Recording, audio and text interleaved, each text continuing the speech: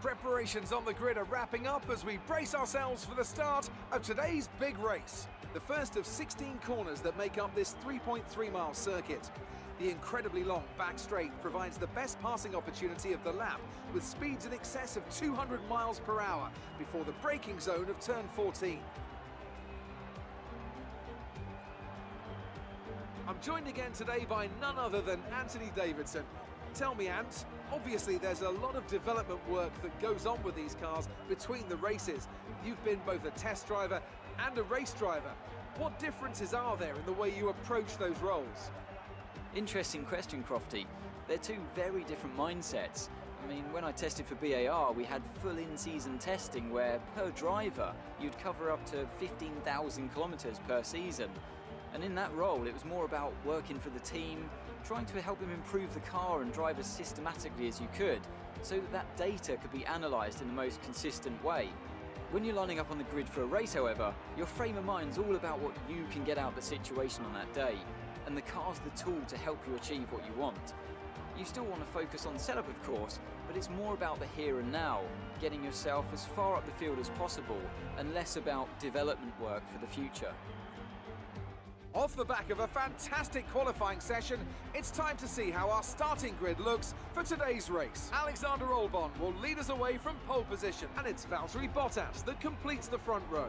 Looking down the rest of the grid, we have Magnussen, Stroll, Daniel Ricciardo, and Leclerc, Hamilton, Giovinazzi, Perez, and Daniel Kvyat, Verstappen, Raikkonen, Carlos Sainz, and Gasly, Norris, Vettel, Roman Grosjean, and Nico Hülkenberg. Russell and Robert Kubica takes the last spot on the grid, and with lights out just moments away, it's time to go down to the track.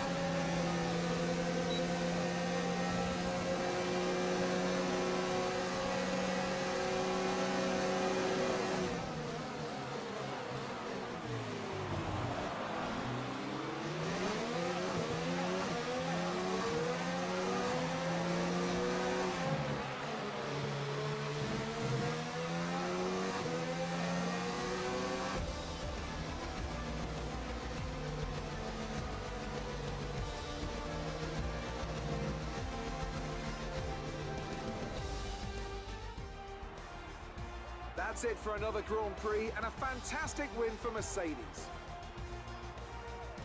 Tell me, Ant, how did they manage to achieve this win? Well, they certainly stood out as a driver with tons of confidence on the track. I think their ability to keep their cool, even during some of the more hectic parts of the race, meant they were able to capitalise on the mistakes of other drivers, giving them the opportunity to make their way to the top spot with ease.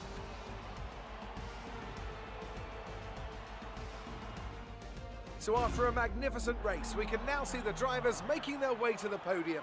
Once again, it's the Silver Arrows who take top spot. Oh.